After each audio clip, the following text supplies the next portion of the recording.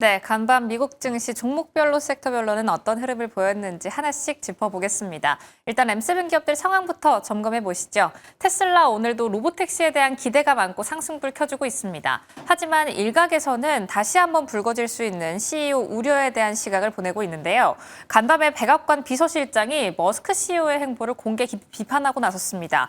완전히 단독으로 움직이는 인물이자 기이한 천재형 인사라는 표현이 있었는데요. CNBC와의 인터뷰 안에서 나온 표현입니다.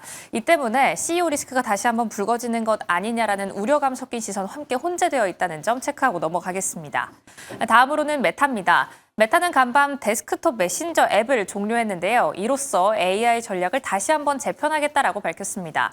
회사 측에서는 구체적인 배경에 대한 언급은 없었지만 일단 증권가에서는 메신저 사용률의 감소로 그 원인을 꼽고 있습니다.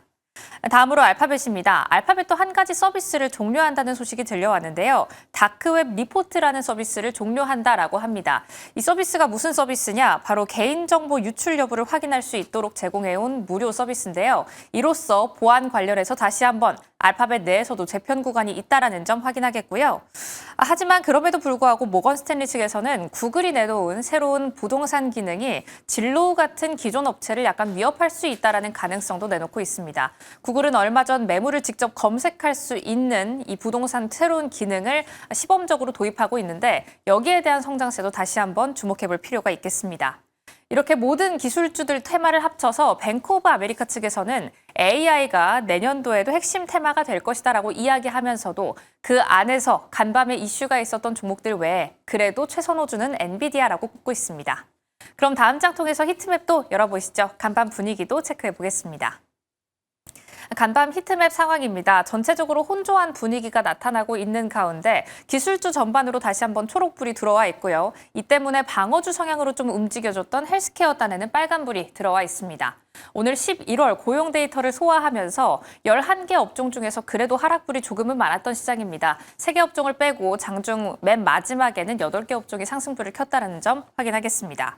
이 안에서 유가 관련주가 약간 하방 압력을 받았는데요. WTI가 4년 10개월 내 최저치로 떨어지면서 관련주가 전반적으로 약세를 보였습니다. 관련 내용은 공급 과잉 우려까지 잠시 뒤 브리핑 통해서 짚어보겠고요.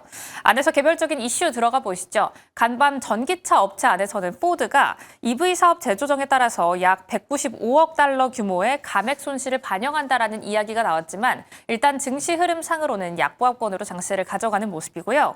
양자 안에서는 D-Wave 퀀텀, 제프리스 측에서 앞으로 90% 정도 상승 가능하다라는 리포트와 함께 목표 주가 45달러를 제시하면서 간밤 급등하는 흐름을 보였습니다.